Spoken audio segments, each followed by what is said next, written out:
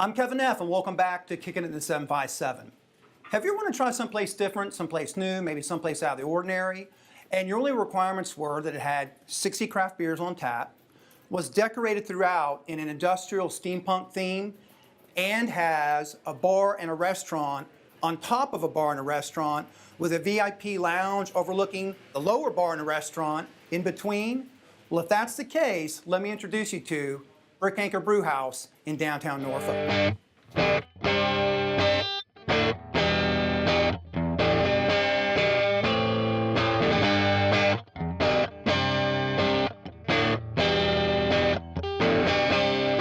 Hey, welcome to the Brick. Well, that's a heck of a greeting. You must be Phil. I'm a heck of an owner. Phil Smith? I am. Kevin Neff, Kickin in 757. Thanks so much for having us here today. So happy to have you here. I got to tell you, this is probably one of the most stoked segments I was looking forward to, because I had no idea not only was this here, but everything that's in here was here. So we've got limited time, so can we get right to it? Because there's just so much cool stuff here I want to share with all our viewers. Let's do it. Excellent. Why the name Brick Anchor for your brew house here in Norfolk? Well, brick because it's firstly a historic building made of bricks. And it's a historical street in Granby. And when we were coming up with the name, we thought brick really conveys the thought of strength, of a foundation, of a timeless aspect. And then as we were thinking what else, instead of just calling it the Brick, we thought, you know what, we're in Norfolk, the largest Navy base there is. So it's an homage to the Navy, and it's an homage to the city. And finally, coming from Buffalo, New York, kind of mecca for us is the Anchor Bar in Buffalo, where chicken wings were first invented and made. Oh, so really? It's kind of tying our hometown into it. When we went to the city to open up our front here, we dug up some pictures from the archives, and you see in this one, for instance, it's a rail car. This is our building in the background. We looked at pictures like this, and we have another one with a Zeppelin over it. We said, you know, why don't we think about steampunk? Because kind of the simple definition for me of steampunk is, if you look at back in the 1800s and if you ask somebody, what might the future look like? What might transportation look like, for example? They would sketch things that earlier, like Leonardo da Vinci sketched. Okay. And it's just, what is their concept of the future going to look like? So as we kind of got these pictures, as this one you see here, with the rail car right in front of our building, there were just some unusual things about pictures like this, and another one that we found, which was a Zeppelin over the building, that got us to thinking, all right, we have Zeppelins, we have rail, we have airplanes, we have submarines, we have the Navy, we have mass transportation down here in Monticello. Why don't we think about steampunk more industrial and transportation oriented? This is a picture of a Zeppelin, a real Zeppelin from 1922. It's called the Roma, and it was an Italian airship that the U.S. Air Force, the U.S. Army took over.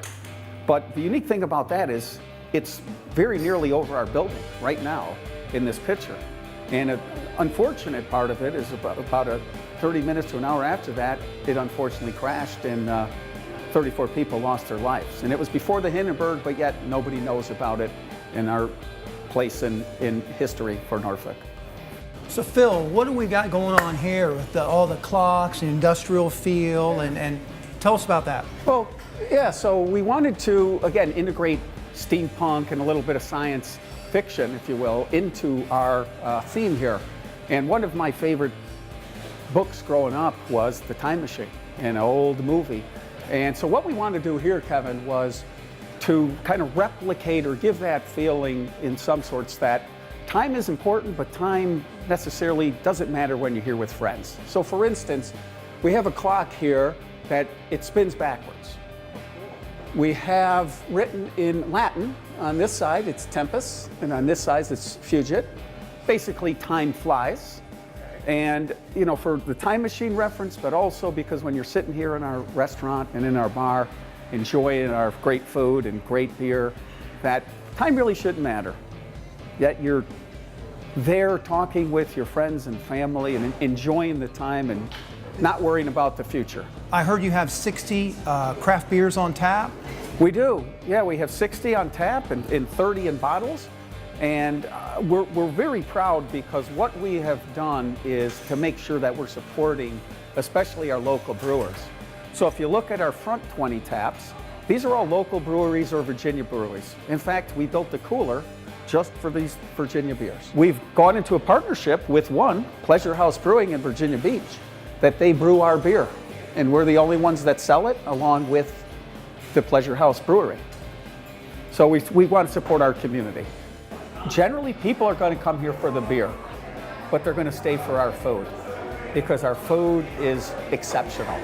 We wanted to hit a spot in between like the sports bar setup with the TVs and all the sports and the food that is very good to eat while you're watching games in the high end. So we think we did it about right. We have 6,500 square foot of space here. And my designer and I thought that since we have 3 different levels, which you mentioned, that let's create a different environment, different vibe, different feel for each so that our guests can go to different locations here, be in the same building, but feel like they're in a completely different place. And we have our first floor there behind us that's dominated by the bar. It's a social gathering place. And then you come up to where we are, the Tesla Lounge. As you'll see, it's different, it's distinct, the colors, the furniture. This was meant more for socializing, happy hours with your friends. We usually have music on Friday and Saturday nights right below us.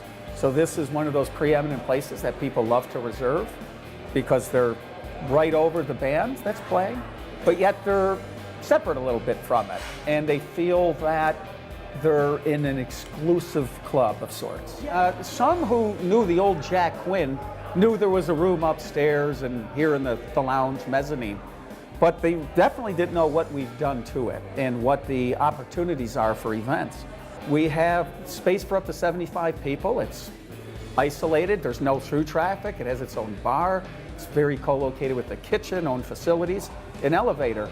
And a lot of people have requested that, a lot of Navy functions, because they feel like they could be there in their own cocoon of social togetherness and not have to share it with others, which I respect and appreciate.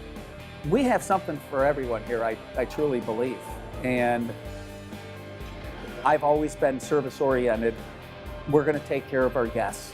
If they come in here and they want a special event for a special moment in their life, we hope that we can add a beautiful verse to their story. You look in the photos of people who sat in a bar in 1915, maybe in here, to today, they're just wearing different clothes, but they still have the same hopes and dreams and want to be special. They want to have their story told.